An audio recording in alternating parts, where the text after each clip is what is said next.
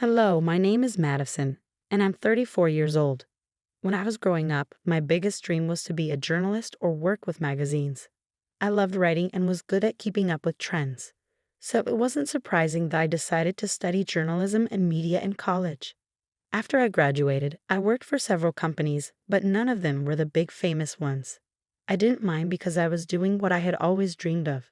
Eventually, I got a job at a pretty big company and felt like I had finally made it. A few years after I graduated college, when I was about 28, I met my husband, Scott. Scott's family was pretty wealthy and had their own business. I'm mentioning this because his mother, Tricia, always disliked me and insulted me. She thought I wasn't good enough for him and that I shouldn't have married him. Scott and I dated for about 3 years before we decided to get married. As I mentioned, Scott's mom, Tricia, didn't like me. She always put me down and made fun of me for working at a magazine and having a journalism degree. At first, her behavior really hurt me because no one should be treated like that.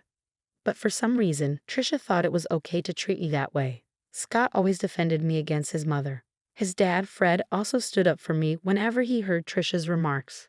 I was thankful for both of them. As time went on, I started to get used to Tricia's insults. Scott even suggested that we limit contact with her. But I didn't agree.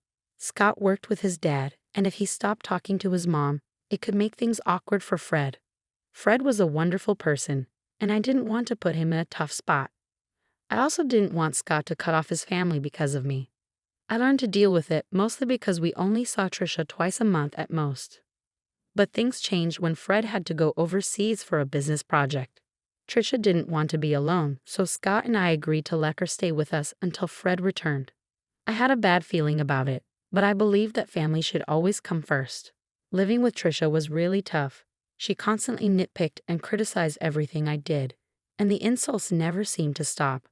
But I could handle all of that as long as she didn't actually harm me. However, everything changed during one week that turned out to be really difficult. I had a major presentation coming up at work. We were redesigning a section of our magazine, and I was responsible for making it great.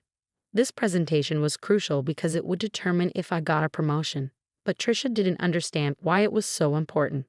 I don't think knowing would have changed her opinion of me anyway. Since Tricia was staying with us, she saw how stressed I was about it. The night before my big presentation, I was talking to Scott about how nervous I felt when she overheard us. She walked into the living room and decided to share her thoughts. "This is a big deal. All the top bosses will be watching me. I can't imagine how scary this must be for you. I'm glad you had it easier with your business, but this is such a different game. I'm so scared of messing everything up." "Don't say that. You'll do great." I wish I could believe that. I just feel so unsure of everything. What if I mess up the presentation? I couldn't help but overhear you both talking. "Mom, we're having a private conversation." "Well, Madison, I just wanted to say that you have nothing to worry about. You probably don't have the skills for this, so you'll probably do badly tomorrow." "Excuse me?" "Just treat it as a chance to quit your job and be a housewife. Then maybe you'll be good enough for my son. I can't believe he married a journalist." "Mom, you're crossing a line. Leave." "You know what? I don't have time for your nonsense, Tricia. I have bigger things to worry about than your opinion of me and my relationship with your son." "How dare you talk to me like that?" "So it's fine for you to talk to me that way, but not the other way around." "Scott, say something. Your wife is disrespecting your mother. She's just standing up for herself. I don't see anything wrong with it. She's manipulating you. Look at how easily you can turn your back on family. Madison will regret this." I was furious at Tricia for barging into Scott's and my conversation and insulting me so blatantly. Scott tried to apologize for his mother's behavior, but I stopped him. He wasn't responsible for her hurtful words. After that, we decided to call it a night and went to sleep. I was too focused on everything else to even think about Tricia's threat towards me. I figured she would just continue tormenting me, which honestly, I didn't care about at that moment. Dealing with her could wait until after my presentation. The next day, I hurried into work with my laptop, ready for my presentation. But when I opened it, I realized something was terribly wrong. All the files on my desktop were gone, and my laptop had been reset. I started to panic. I had emailed the presentation to myself, so I tried to calm down. But when I logged into my email, I saw that all my emails were deleted, even from the trash. My heart sank and tears filled my eyes. I felt an overwhelming fear. I had to explain everything to my boss, who was not happy. He yelled at me for a while before telling me not to bother with the presentation because he had someone else do it in case I messed up. I knew then that any chance for me to advance in the company was gone. I couldn't believe this was happening. I rushed home in tears. Scott hadn't left for work yet, and when he saw me, he took the day off to be with me. He held me as I cried, and when I calmed down a bit, he asked me what happened. "What's wrong, honey? Did the presentation not go well?" "There was no presentation, at least not one that I gave." "Huh? What do you mean? You put so much effort into preparing for it. You hardly slept those past few days because you were working so hard." "I know, but when I got there, I opened my laptop and found out that everything had been deleted." "What? How did that happen?" "I don't know. It was really embarrassing and humiliating to have to explain it to my boss." "Wait, did you not back it up somewhere else?" "Yeah, I emailed it to myself, but even my inbox and trash were emptied." "Oh my God, I'm so sorry this happened." "What did your boss say?" "He yelled at me a lot, called me unprofessional and lazy. He had someone else do the presentation." "But you still have your job, right?"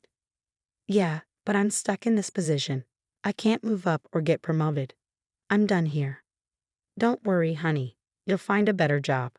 I'll be here for you through it all. Just keep working here until you're ready to leave." "Yeah, I'll give my notice now. I can't believe I worked so hard for this, and just when I was close, it slipped away." I felt really down after that.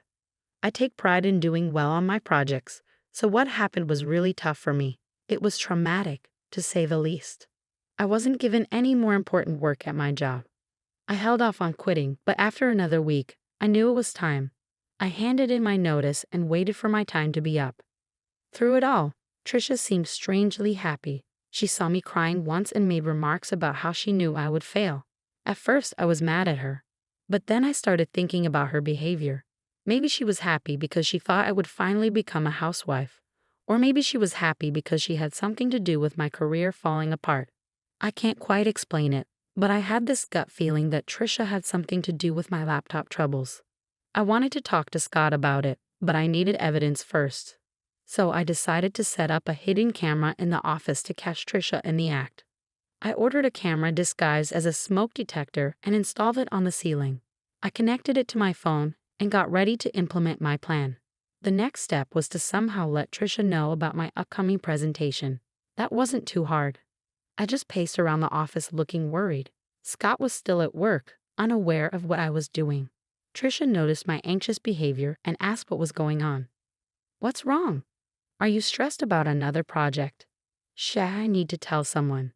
Since you asked, I've been given another chance to present my work, and it could lead to a raise." "Oh, really?"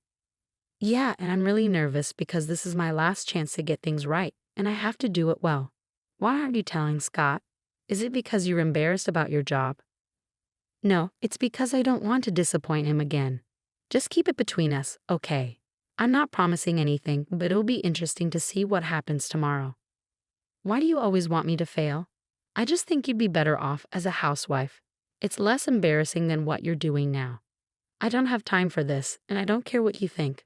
Please leave me alone so I can practice my presentation before Scott gets home."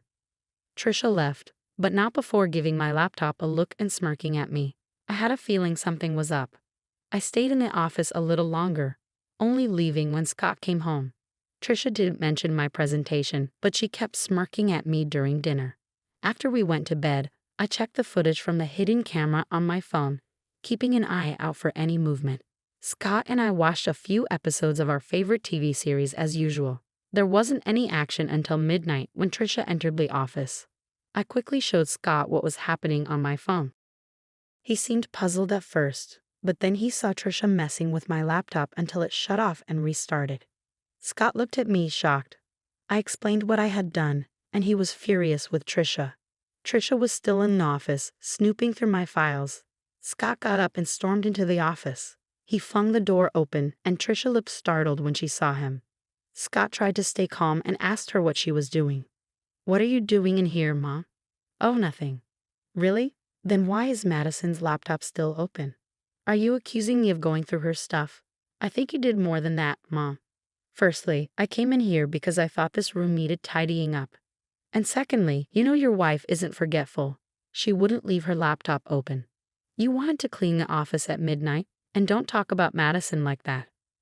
Don't talk to me like that. I'm still your mother. Yeah, my mother who loves to hurt and sabotage my wife. What are you saying? We caught you on camera resetting Madison's laptop. You were spying on me?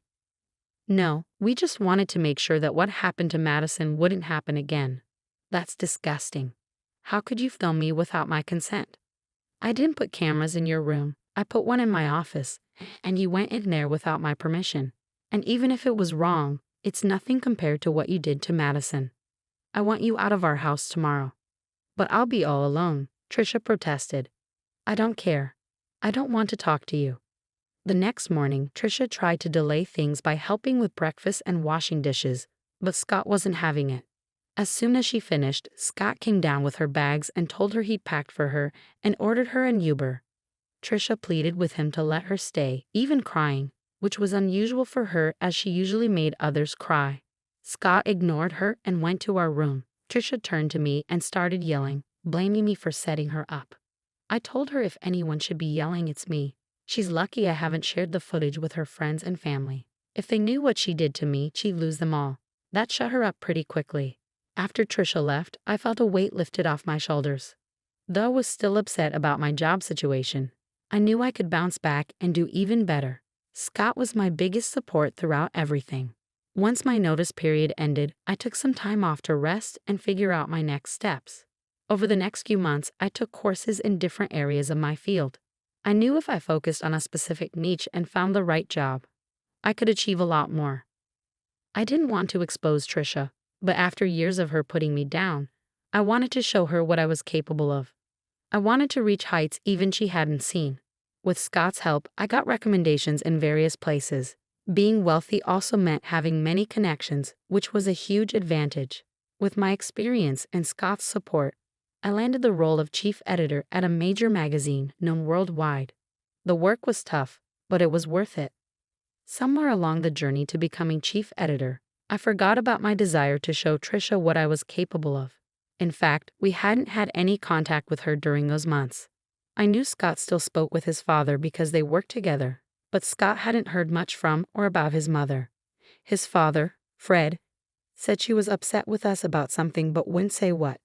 At least Trisha took my warning seriously. But I knew I have to see her eventually, and it turned out my company was throwing a huge party with lots of big names invited, including Trisha and Fred.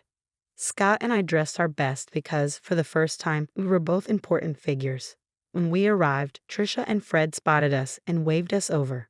We greeted them, and Trisha gave me a once-over before smirking. Look at you trying to fit in, she sneered. Trisha, ignore her, Madison. You look lovely, as always, Fred said kindly. Thanks, Fred. How have you been? Yeah, how's unemployment treating you? Trisha interjected. Wait, you're unemployed? Fred asked, surprised. Oh yeah, she messed up at her job, and they let her go. I've always said she's not good enough for our son. Look at her, she can't even keep a job, Trisha mocked. That's enough, Mom, Scott said sternly. Stop siding with her. It's bad enough having to see her everywhere.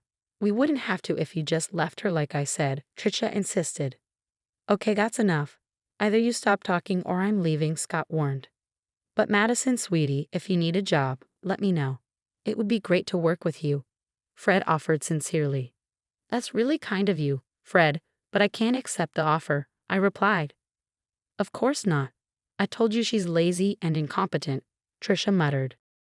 Just then, my name was called, and people started cheering. I looked towards the small stage, and the CEO was there, waving and motioning for me to come up. I turned to Fred and Trisha, excusing myself. Fred looked amused, but Trisha seemed confused and angry. The CEO gave a speech, praising my work in the company and my ability to innovate and bring new ideas to the magazine. The audience cheered loudly, asking for a speech. I thanked Scott for his support and all my colleagues who helped make the magazine what it is. I ended by thanking a one person who doubted me because their negativity pushed me to be better. As I walked off the stage, Everyone stopped me to congratulate me and ask about the unnamed critic, but I kept that to myself. I made my way over to the table where Fred, Trisha, and Scott were seated. Scott hugged me tightly, congratulating me, and Fred stood up to hug me too. Trisha glared at me. "Oh, Madison, this is amazing. I can see why you wouldn't want to work with us," Fred said. "Thanks, Fred. Although I'll admit, if you'd offered me the job about 6 months ago, I might have taken it." "You should have. At least then you'd be paid more," Trisha snorted. "Paid more? I could never put a price on this," Fred replied. "Right. She's not worth all that money," Trisha scoffed. "No, I mean I couldn't match what she's earning right now." "What do you mean?" Trisha asked, confused. "Do you want me to tell her, Madison? It might come off as boasting if I say it," Fred offered.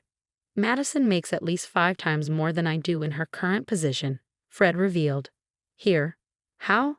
Oh yeah, she must be making way more than Scott or I could ever imagine," Trisha exclaimed. "That can't be right. You must be mistaken," Trisha insisted. "He's not mistaken, Mom. I really did mean it when I thanked you. You've been nothing but a bully to me, and I hope seeing me more successful than anyone in your family stings. Anyway, I have other people to talk to. Excuse us, Trisha. Fred, feel free to join us anytime." "Goodbye," I said as Scott and I left a stunned Trisha at the table. Fred laughed and raised his drink to me as Scott and I walked away. I'd never felt more alive and satisfied. It was an incredible accomplishment, and I'm grateful to Scott for his support. Thanks for listening.